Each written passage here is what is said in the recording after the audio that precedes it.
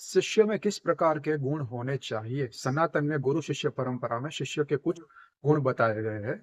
वेद का जो अंतिम भाग है इसको वेदांत बोलते हैं। वेदांत का जो एक प्रकार है उसको अद्वैत वेदांत बोलते हैं। उसमें एक प्रकरण ग्रंथ तत्वबोध जो आदि शंकर ने लिखा है उसमें ये गुण दिए गए हैं।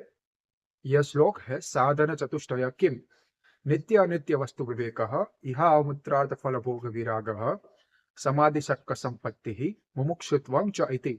इसका मतलब यह हुआ कि साधक या शिष्य में चार प्रकार के गुण होने चाहिए। विवेक, वैराग्य, समाधि शक्क संपत्ति और मुमुक्षुत्व मोक्ष पाने की तीव्र इच्छा। विवेक माने अनित्य और नित्य वस्तु में अंतर करने की क्षमता। नित्य माने शाश्वत, अनित्य माने अशाश्वत, नित्य माने ब्रह्म, अनित्य माने जगत या माया।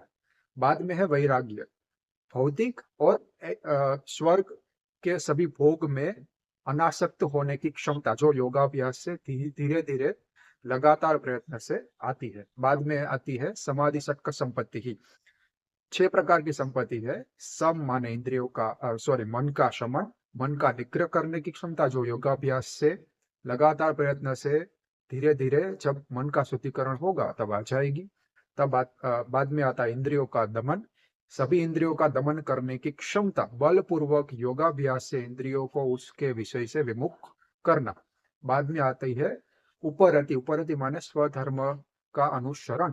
कृष्ण भी अर्जुन को यही बोलते हैं कि तुमको अपने स्वधर्म का अनुसरण करना है, तुम जहां पे हो वहां से शुरू करो, बाद में योगाभ्यास आगे बढ़ाओ। बाद में आती है तितिक्षा, तितिक्षा माने सहिष्णुता।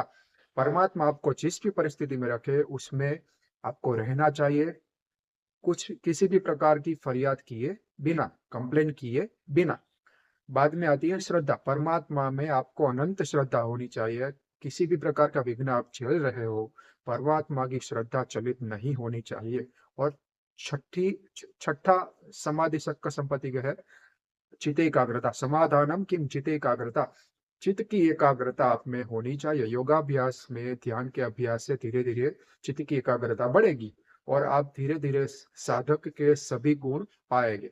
और चौथा महत्वपूर्ण गुण है मुमुक्षुत्व।